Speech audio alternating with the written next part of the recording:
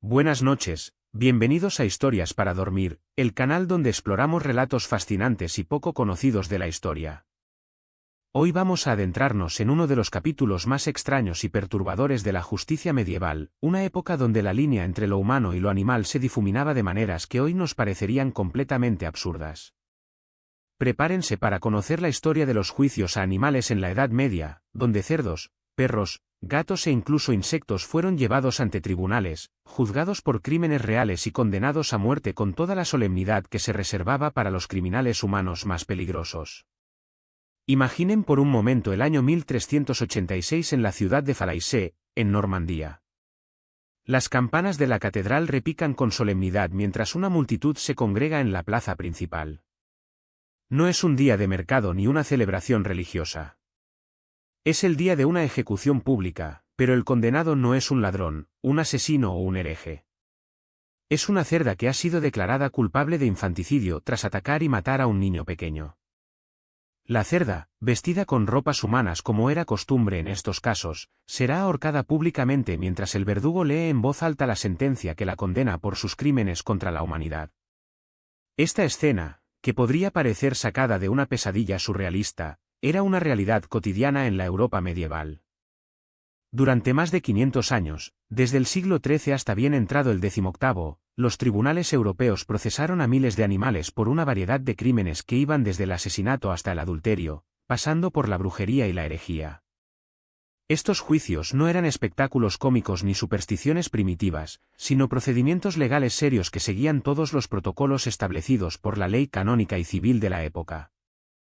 La mentalidad medieval que permitía estos juicios se basaba en una comprensión muy diferente de la naturaleza animal y la responsabilidad moral. Para los hombres y mujeres de la Edad Media, los animales no eran simplemente bestias irracionales movidas por instintos, sino criaturas capaces de pecar, de actuar con malicia y de ser influenciadas por fuerzas demoníacas. Esta visión se fundamentaba en una interpretación particular de las Sagradas Escrituras, donde se mencionaban casos de animales que habían sido castigados por Dios por sus transgresiones. El ejemplo más citado era el de la serpiente del Edén, condenada a arrastrarse sobre su vientre como castigo por haber tentado a Eva. Los teólogos medievales desarrollaron elaboradas teorías sobre la capacidad de los animales para el pecado. Santo Tomás de Aquino, aunque generalmente negaba que los animales pudieran pecar en el sentido estricto de la palabra, admitía que podían ser instrumentos del demonio y, por tanto, merecedores de castigo. Otros pensadores fueron más lejos, argumentando que ciertos animales, especialmente aquellos que vivían en estrecho contacto con los humanos, podían desarrollar una forma rudimentaria de conciencia moral, por tanto, ser responsables de sus actos. El primer caso documentado de un juicio animal data de 1266, cuando un tribunal francés procesó a un cerdo por haber matado a un niño. Pero fue durante los siglos XIV y XV cuando estos juicios alcanzaron su máximo apogeo, coincidiendo paradójicamente con el desarrollo de sistemas legales más sofisticados y la consolidación del derecho canónico. Los registros judiciales de la época muestran una variedad asombrosa de casos que van desde lo trágico hasta lo aparentemente trivial. Los cerdos eran, con diferencia, los animales más frecuentemente procesados. Esto no era casualidad, ya que en la sociedad medieval los cerdos vagaban libremente por las calles de pueblos y ciudades, alimentándose de desperdicios y, ocasionalmente, atacando a niños pequeños. El caso más famoso y mejor documentado es precisamente el de la cerda de Falaise que mencioné al principio. Los registros judiciales de este caso, conservados hasta nuestros días, revelan un proceso legal meticuloso que duró varios meses. La cerda fue arrestada inmediatamente después del ataque y encarcelada en la prisión municipal, donde permaneció durante todo el proceso judicial. Se le asignó un abogado defensor, como era preceptivo en todos los casos capitales, quien argumentó que el animal había actuado bajo la influencia de fuerzas sobrenaturales y que, por tanto, no podía ser considerado completamente responsable de sus actos. La acusación, por su parte, presentó testimonios de varios testigos que habían presenciado el ataque y argumentó que la cerda había mostrado una crueldad deliberada que iba más allá del simple instinto animal. El juicio duró 3 meses, durante los cuales se escucharon testimonios, se examinaron precedentes legales y se consultó a teólogos expertos en la naturaleza del pecado animal. Finalmente, el tribunal declaró a la cerda culpable de asesinato en primer grado y la condenó a muerte por ahorcamiento. La sentencia especificaba que el animal debía ser vestido con ropas humanas durante la ejecución, simbolizando así su elevación temporal al estatus de ser moral responsable de sus actos. La ejecución se llevó a cabo con toda la pompa y ceremonia reservada para los criminales humanos más notorios. La cerda fue conducida al cadalso en una carreta, vestida con chaqueta y pantalones, mientras un sacerdote la acompañaba ofreciendo las últimas bendiciones. El verdugo, que había cobrado la misma tarifa que cobraría por ejecutar a un humano, procedió al ahorcamiento mientras la multitud observaba en silencio religioso. Los gastos del juicio y la ejecución, meticulosamente registrados en los archivos municipales, ascendieron a una suma considerable que incluía los honorarios del abogado defensor, los gastos de manutención del animal durante su encarcelamiento, el costo de las ropas para la ejecución y los honorarios del verdugo. Pero los cerdos no eran los únicos animales que comparecían ante los tribunales medievales. Los perros también fueron frecuentemente procesados, especialmente por casos de mordeduras que resultaban en heridas graves o muerte. En 1499, un tribunal suizo condenó a muerte a un perro que había mordido a varios niños, argumentando que el animal había desarrollado un gusto por la carne humana que lo convertía en una amenaza permanente para la comunidad. El perro fue ejecutado mediante decapitación, un método considerado más honorable que el ahorcamiento y reservado generalmente para criminales de clase noble. Los gatos, por su parte, eran frecuentemente acusados de brujería y comercio con el demonio. En una época en que la superstición y el miedo a lo sobrenatural dominaban la mentalidad popular, los gatos, especialmente los negros, eran vistos como familiares de brujas y agentes de Satanás. En 1474, un tribunal suizo procesó a un gallo por el crimen antinatural de poner un huevo, acto que se consideraba una abominación contra el orden divino y una posible señal de la llegada del anticristo. El gallo fue quemado vivo junto con el huevo, que se creía contenía una serpiente demoníaca. Los casos más extraños y fascinantes eran aquellos que involucraban a insectos y otros animales pequeños. En 1545, los viticultores de Saint-Julien, en Francia, presentaron una demanda formal contra una plaga de gorgojos que estaba devastando sus viñedos. El caso se prolongó durante varios años y involucró a algunos de los juristas más prominentes de la época.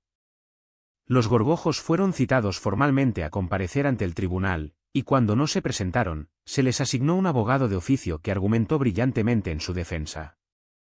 El abogado de los gorgojos, un jurista llamado Pierre Rimbaud, presentó una defensa que se ha convertido en una pieza maestra de la retórica legal medieval.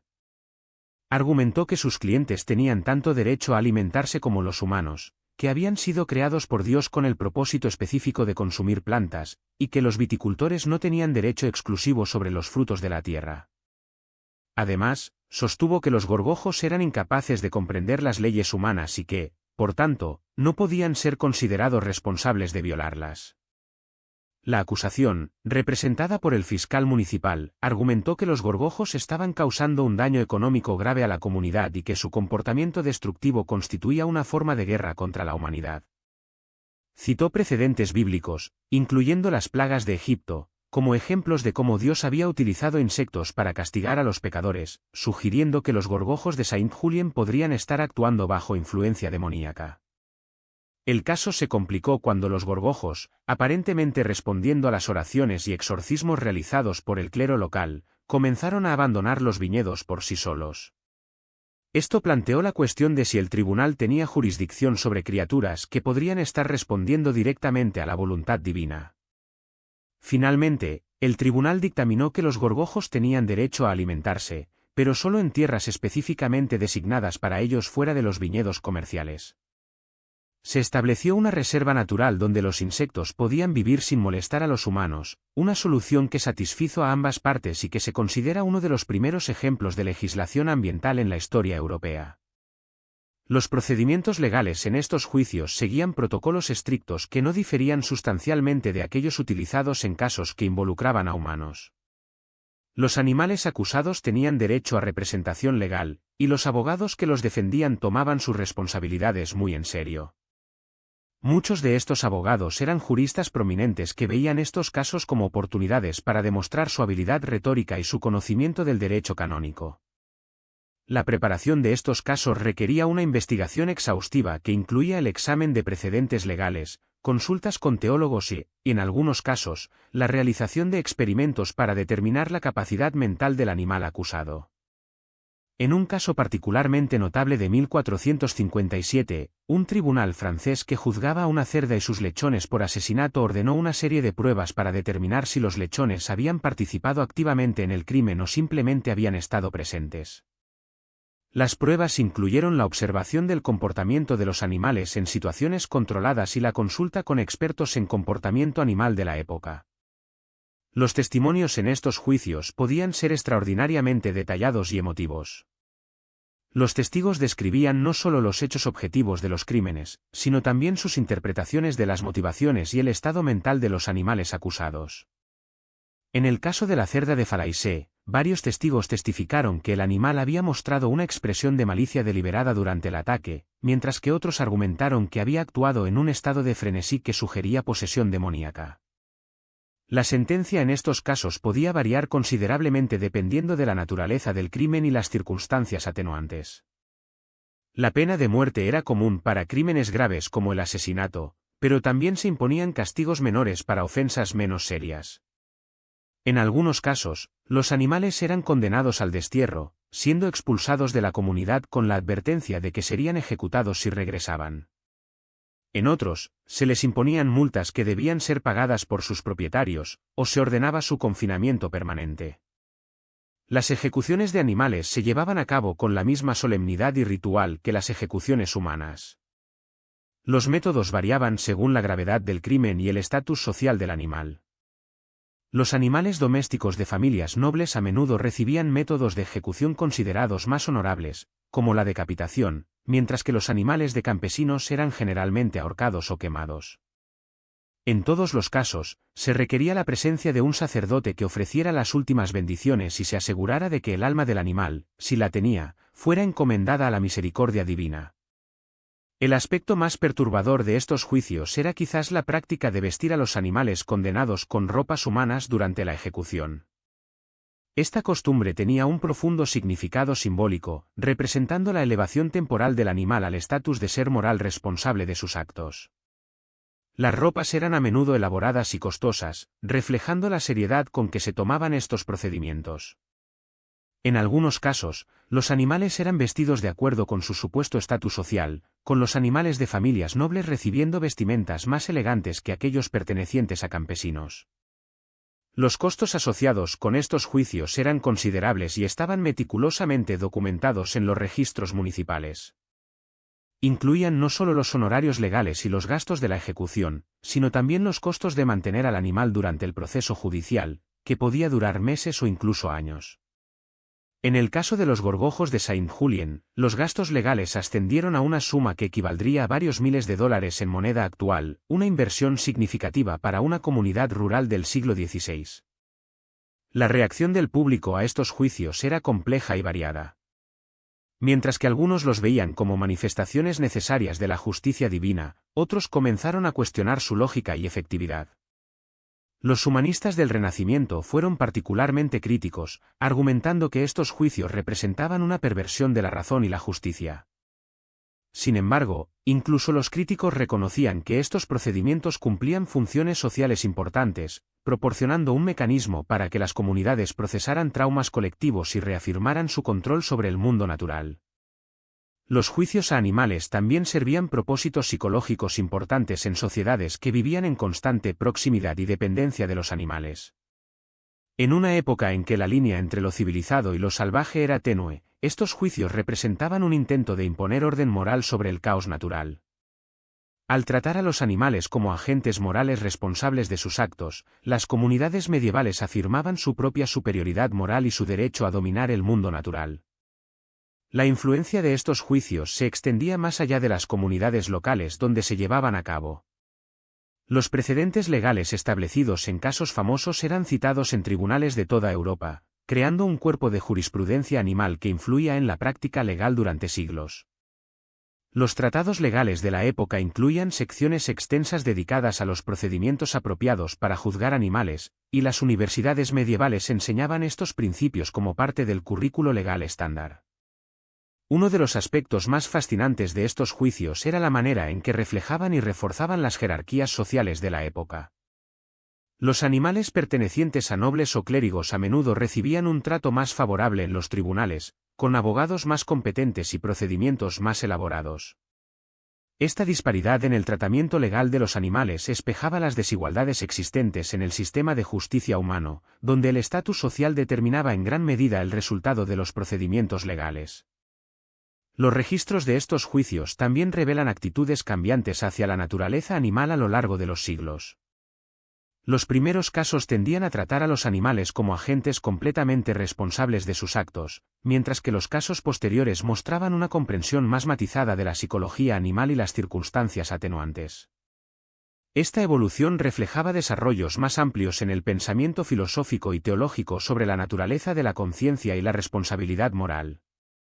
La práctica de juzgar animales comenzó a declinar durante el siglo XVII, coincidiendo con el desarrollo del pensamiento científico moderno y una comprensión más sofisticada del comportamiento animal. Los filósofos de la Ilustración ridiculizaron estos juicios como ejemplos de superstición medieval, y los reformadores legales argumentaron que representaban un uso ineficiente de los recursos judiciales.